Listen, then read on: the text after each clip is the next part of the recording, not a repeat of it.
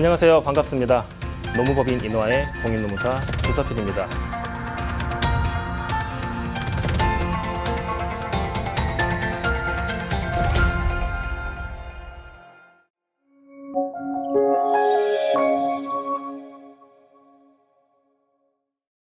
최근 노동부에서는 근로감독관을 추가 증원을 하면서 사업장에 대한 근로감독을 매우 강화하고 있고요. 실제로 노동부에서 나가는 근로감독의 횟수 또한 매우 빈번하게 증가하고 있는 추세입니다. 이와 함께 노동부에서 2018년도 실제로 진정 및 고소 사건이 접수된 통계 자료를 살펴보면 2018년도에는 대략 40만 건의 진정 및 고소 사건이 접수가 됐는데, 이는 2008년도 10년 전 통계 자료와 비교를 했을 때 대략 2배 이상 증가하고 있는 추세입니다. 이런 추세에 있다 보니 실제로 사업주분들께서 노동부의 근로감독에 나가거나 또는 진정이나 고소 사건이 접수됐을 때 어떠한 서류들을 준비를 하고 실제로 대응을 해야 되는지에 대해서 대단히 궁금해 하시는데, 오늘은 그래서 인사관리에서 꼭 챙겨야 되는 서류를 몇 가지로 준비해 봤는데요. 제가 나름 주관적인 기준을 세우되 단연간의 경험과 또는 노하우를 바탕으로 해서 탑 6를 준비해 봤습니다. 자, 그럼 인사관리 꼭 챙겨야 되는 서류 탑 6, 먼저 6입니다. 6위는 법정 의무 교육 서류인데요. 실제로 사업주분들께서 사업을 운영하시면서 각종 인가나 허가 또는 교육들을 많이 이수하셔야 될 건데, 노동법에서는 3가지에 대해서 교육을 반드시 하도록 정하고 있습니다. 그 3가지가 직장 내 성희롱 예방 교육, 그리고 2번째로 산업안전보건교육이고요. 마지막 3번째가 최근에 새롭게 추가된 장애인 인식 개선 교육이 있습니다. 각 교육에 대해서 간단히 한번 알아보도록 하겠습니다. 직장 내 성희롱 예방 교육은 매년 1회 한 번씩, 1년에 한 번씩 교육을 하도록 강제를 하고 있는데요. 단지 여기서 주의를 하실 게, 최근에 이 성희롱 예방 교육을 무료로 실시하겠다는 것을 빌미로 해서 보험 판매를 한다거나 또는 자사에 관련된 상품들을 판매하는, 소위 말해서 브리핑 영업을 하는 경우가 있습니다. 그러나 중요한 건 노동부에서는 이런 브리핑 영업에 대해서 어느 정도 불법으로 단정을 하고 있고요. 실제 올해 2018년도에는 이렇게 성희롱 예방 교육을 빌미로 자사의 제품을 판매하는 경우에 대해서 약 39건의 불기소 구속건이 있었습니다. 다시 말하자면 가급적이면 이런 외부 기관을 통해서 교육을 받으실 때 이러한 기관이 정상적인 또는 노동부에서 인가를 받은 사업장지를 확인을 하시고 교육을 받으시길 바라고요. 그렇다면 이런 기관을 통하지 않고 자체적으로 해결할 수 있는 방법이 있느냐? 있습니다. 그게 이번에 서류 탑 6에 들어가는 의무교육 서류의 필수 서류 중에 하나인데요. 교육을 실시하는 것은 자체적으로 실시를 하셔도 상관은 없습니다. 다만 교육을 실시한 후에 이 교육 실시에 대한 확인서, 즉 누가 받았는지, 언제 또는 어디서 어떤 교육을 했는지에 대한 확인서를 받으시면 되고, 이거는 별도의 서식은 없으니까 직원들로부터 서명 날인, 그리고 한 가지 더 주의를 하셔야 될 게, 반드시 사업주로부터도 서명을 받아서 보관을 하시면 됩니다. 이것만으로 충분한 교육 이행에 대해서 이수를 할 수 있는 또는 수행을 했다는 근거 자료가 되니까 그 정도 챙기시면 될 것 같고요. 산업안전보건교육은 지금 현재 사업장의 직원 수 그리고 업종에 따라서 좀 다르기는 합니다만 분기별로 3시간에서 최대 6시간씩 교육을 하도록 강제를 하고 있습니다. 이 교육도 마찬가지입니다. 성희롱 예방 교육과 마찬가지로 실제로 교육을 실시했으면 교육에 대해서 직원들로부터 교육을 받았다라는 서명 또는 날인만 받아두시면 이것만으로 충분히 관련된 서류를 준비를 했다라고 생각하시면 될 것 같고요. 마지막 하나, 올해 2018년 5월 29일에 새롭게 추가된 교육인데요. 직원 장애인 인식 개선 교육이라 해서 마찬가지로 자체적으로 교육을 실시하시고 그 실시에 대한 확인서를 남겨두시면 됩니다. 자, 지금까지 6일을 알아봤는데 간단합니다.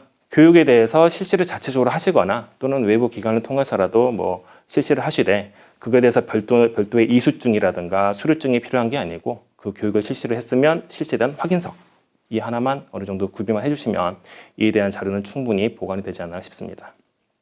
자, 다음으로 인사관리 꼭 챙겨야 되는 서류 탑 6 5위입니다. 5위는 휴가대장이 있겠네요. 휴가대장에는 대표적으로 연차 휴가가 있겠죠. 그러나 많은 사업장에서 휴가에 대한 관리를 하실 때 단순하게 누가 갔는지에 대해서 달력에 표시를 한다거나 메모장에 기입하고 여기서 끝나는데, 사실은 이렇게 되다 보면 나중에 이에 대한 근로감독이 있다거나 또는 직원이 노동부를 상대로 해서 진정이나 고소를 제기했을 때 실제 휴가를 갔는지에 대한 구체적인 입증 자료가 부족할 수가 있습니다. 그래서 번거로우시겠지만 가능하시다면 직원들이 휴가를 갈 때 휴가 신청서를 받으시는 게 유리하고요. 이렇게 받은 휴가 신청서는 꼭 보관을 잘 해두시기 바랍니다. 그리고 이와 함께 언제 휴가를 갔고 휴가가 얼마나 남았는지에 대한 사용대장, 관리대장, 명칭은 상관없습니다만 달력에다 표시도 되지만 지금 현행을 그대로 정리를 해서 별도로 보관을 하시면 되지 않을까 싶습니다. 자, 그 다음으로 사위입니다. 사위는 사직서가 있겠네요. 실제로 사직서는 직원들이 자발적으로 퇴사할 때는 잘 제출을 하고 작성도 하곤 합니다. 그러나 문제가 되는 게 직원으로 하여금 사직을 권유를 해서 권고사직을 할 때 좀 문제가 될 수 있는데요. 특히 권고사직과 해고의 차이를 뒀을 때 해고나 권고사직이나 결국에는 사업장에서 좀 나가줬으면 좋겠다라는 사직에 대한 권유는 있는데 이를 동의를 하게 되면 그게 권고사직이고 이거를 거부함에도 불구하고 이 직원을 근로계약을 해지를 하게 되면 그때는 해고가 됩니다. 이게 대단히 유사한 점이 있기 때문에 사실은 이게 해고냐 또는 권고사직이냐에 대한 차이를 구별하기가 쉽지가 않습니다. 그래서 이 해고와의 구별을 명확하게 나눌 수 있는 입증 자료가 사직서가 대표적이고 명칭은 사직서지만 사실은 권고사직서도 사직서에 해당이 됩니다. 그래서 가능하시다면 이 직원하고의 근로계약을 해지를 했을 때 이게 해고가 아니고 사직이다, 권고사직이다 라고 입증할 수 있는 별도의 사직서 유형을 준비를 하시고 실제로 받아두시는 게 좋을 것 같습니다. 자, 다음으로 3위입니다. 3위는 취업규칙이 있습니다. 취업규칙은 명칭은 사실은 여러 가지 유형으로 불리죠. 취업규칙도 있고 사규, 내규 또는 사업장 자체 지침, 명칭은 중요하지 않는데 중요한 건 이 취업규칙의 상당한 분량의 노동법 관련된 내용들 그리고 사업장에서 자체적으로 정하고 있는 각종 기준들이 다 뭉뚱그려서 함께 정리가 되어 있을 겁니다. 당연히 취업규칙에는 노동법상 꼭 들어가야 되는 내용들은 포함이 돼야 되는데 여기서 중요한 점은 사업장에서 개별적으로 정하는 내용들이 있을 거예요.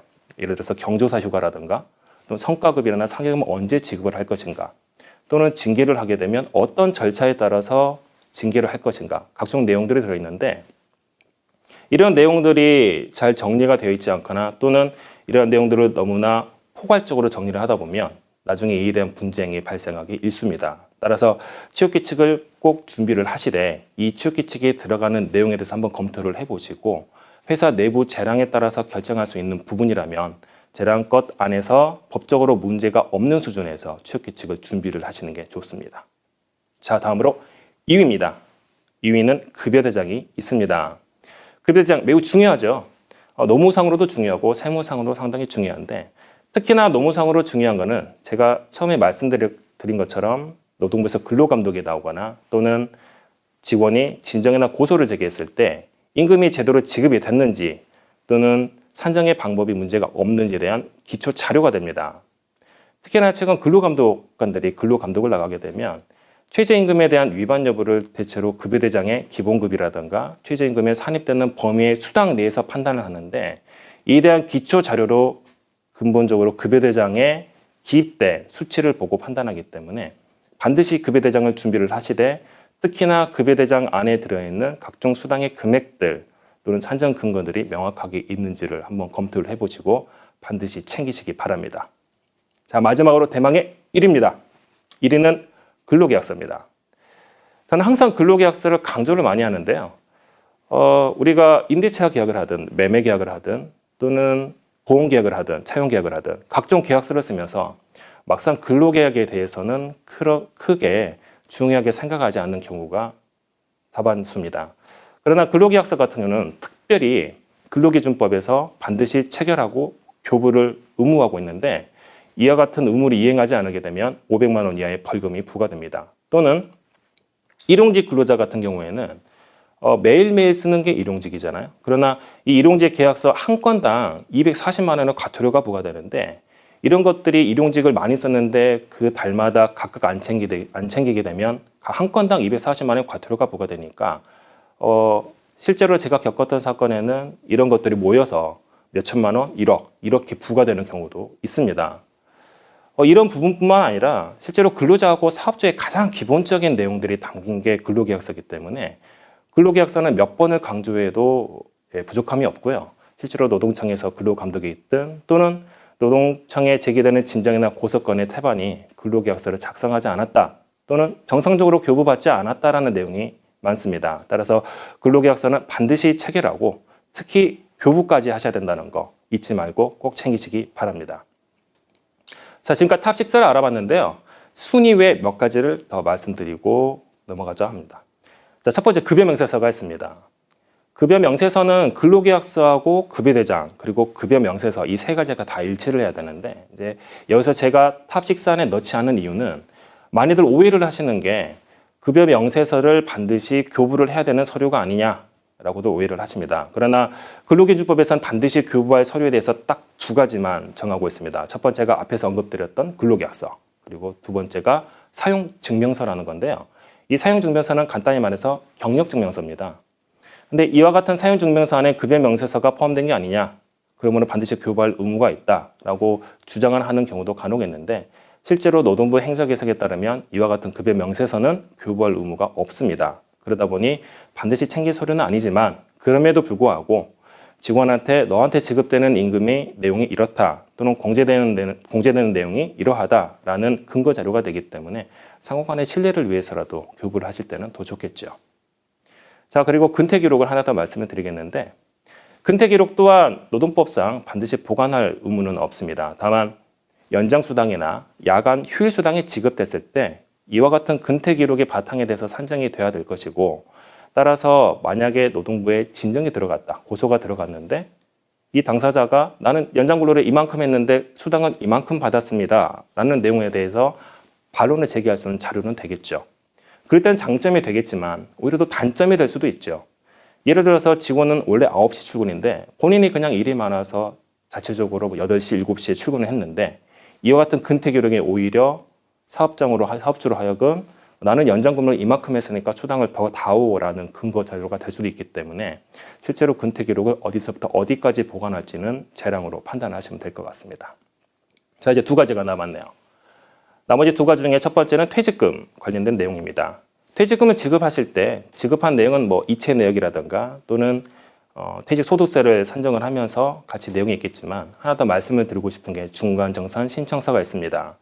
현행법상 퇴직금은 중간에 정산을 해서 지급을 할 수가 없습니다. 다만 몇 가지 예외적인 상황들, 예를 들어서 근로자가 전세자금이 필요하다든가 또는 가족 중에 누가 많이 아파서 이에 대한 병원비가 급히 필요하다든가 이런 예외적인 경우에는 중간정산할 수 있는데 이 중간정산에 유효하기 위해서는 별도의 중간정산 신청서라는 게 필요합니다. 그래서 만약에 이런 중간정산 사례가 있다면 꼭 중간정산 신청서를 보관해 두시기 바라고요. 마지막으로 경위서 하나만 더 말씀을 드리겠습니다. 경위서는 다양한 명칭으로 사용을 하지요. 경위서뿐만 아니라 심할서, 사유서, 전말서 등이 있는데 이와 같은 사료가 챙기면 좋은 이유가 혹여 이 직원에게 징계를 해야 되는 상황이 발생을 했을 때 이와 같은 근거 자료가 없다면 즉 근태가 불량하다든가 또는 업무 중에 개인 행동을 많이 한다든가 이런 심화적인 또는 경위의 내용들이 부족한 상태에서 징계를 일방적으로 했을 때 과연 이 사유가 인정받을 수 있을 것이냐에 대한 근본적인 이유로 들어갑니다. 따라서 징계의 목적이 있다면 또는 이 직원으로 하여금 인사관리상 주의하라 또는 앞으로 더 나아지게끔 나는 이렇게 너한테 경고를 하겠다라는 의미도 있기 때문에 가능하시다면 경위서나 전말서 등을 꼭 받아두시기 바랍니다. 네, 지금까지 인사관리상 꼭 필요한 서류들 몇 가지를 말씀을 드렸는데 앞에서 말씀드렸던 6가지만이라도 꼭 챙기시길 바라고요.